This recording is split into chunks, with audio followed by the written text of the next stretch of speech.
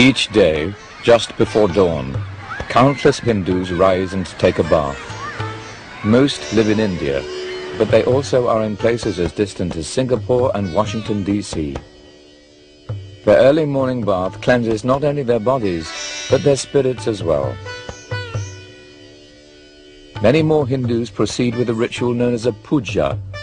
This is an act of worship during which they burn incense and make offerings of flowers, fruits, milk or sweets to a statue or a picture of one among the hundreds of Hindu gods, goddesses or spirits. Some may undertake the system of exercise known as yoga.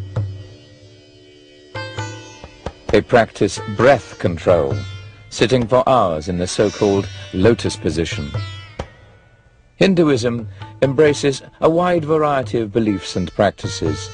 Indeed, some Hindu doctrines and practices seem almost to contradict one another, as the very old mixes with the very new. The Sanskrit word Veda most generally means truth or knowledge, and it is related to the English word wit. But the word Veda is most often used specifically to refer to ancient Hindu scriptures. The earliest portions of the Vedic library are organized into 4 separate collections of verse called Samhitas.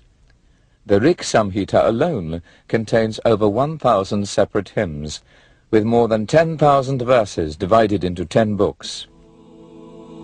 According to the Hindu belief, inspired sages, known as rishis, heard these verses directly from the gods. Each of these religious poems usually addresses one of the Vedic gods or goddesses or spirits, each of whom represents natural forces such as the sun, the moon, and the wind. The god mentioned most often is Indra, who resembles Zeus of Greek mythology. Many poems in the Rig Samhita honor Indra's majesty and power. I praise the most heroic Indra, whose mighty work separated the earth from the sky. Indra drives the sun like a swift chariot to bring him here to his worshippers. Like a river, he is always active and never rests. He destroys the darkness with light. In ancient Hindu worship and sacrifice, the 1,028 hymns of the Rig Veda were chanted during religious ceremonies. Some of those verses are still recited at weddings, funerals, and initiation rites.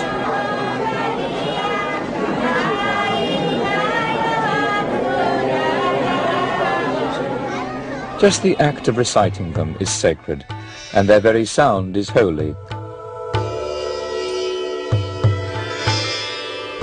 Modern scholars don't know all the details of the religious rituals practiced during the Vedic age, but they do know that poetry from the Rig Samhita was chanted as part of several highly complicated rites. These rituals could take weeks, months, or even a year to perform. They also required the presence of many priests, each specializing in some part of the ceremony. During the Vedic age, the most specialized devotional activity was the Soma ritual. Soma was a liquid produced by crushing some form of vegetation. Priests collected the plant as they sang hymns about searching for and cutting down the Soma plant.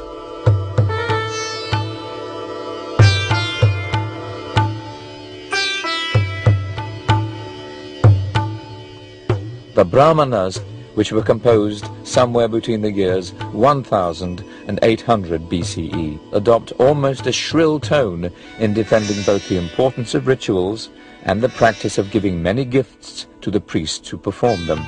Indeed, many of the Upanishads, the last 300 or so books of the Vedic library, were berating a Vedic religious system that would soon die out and be replaced. In fact, the earliest Vedic texts never mention the belief and practices that a modern person usually associates with Hinduism. The Samhitas indicated that ancient Indians ate beef, but over the centuries the cow became a sacred animal, a symbol of the earth's fertility. Eating beef became a sin. The first Vedas described an afterlife. Later, the Upanishads introduced a different idea: reincarnation. Hindus thus came to believe that unenlightened souls are trapped in a continuous cycle of birth and death. Moksha, freedom from the painful cycle of rebirth and redeath, became the goal of those who focused their efforts on meditation and self-discipline. Vedic beliefs and practices probably were eclipsed by religious revolts against the dominance of priests and their elaborate rituals.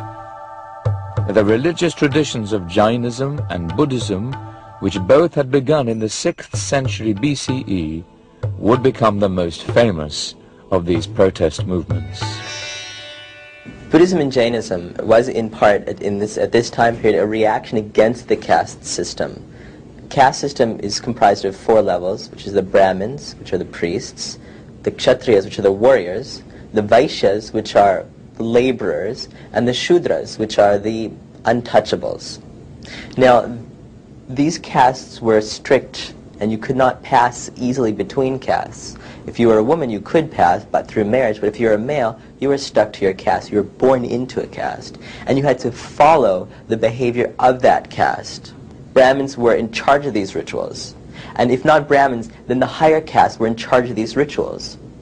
So this ritual obsession created large segments of the population that were alienated, totally alienated from any spirituality, religious belief, because they couldn't really partake in these rituals. They might be able to employ a Brahmin to do these rituals, but they really weren't partaking in the rituals themselves. They were alienated from them.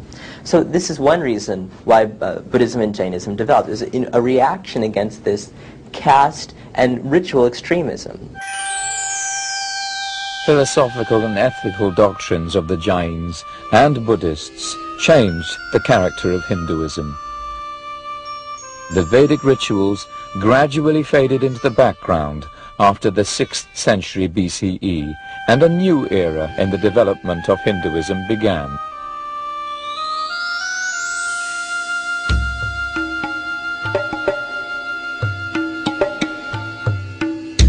In 326 BCE, the troops of Alexander the Great crossed the Indus River in northwest India. For some time, it had been apparent that an attack was coming, and the rulers of various Indian territories already had banded together. This created what would become known as the Mauryan Empire. As it turned out, Alexander's soldiers refused to go any farther than the Indus River. But Indian politics already had changed. In about 250 BCE, Ashoka became emperor of the Mauryan dynasty. He expanded the empire through fierce wars of conquest, during which hundreds of thousands died. Ashoka sickened of the bloodshed and turned to the Buddhist faiths for consolation. He dramatically influenced Indian religious life by offering patronage to Buddhists.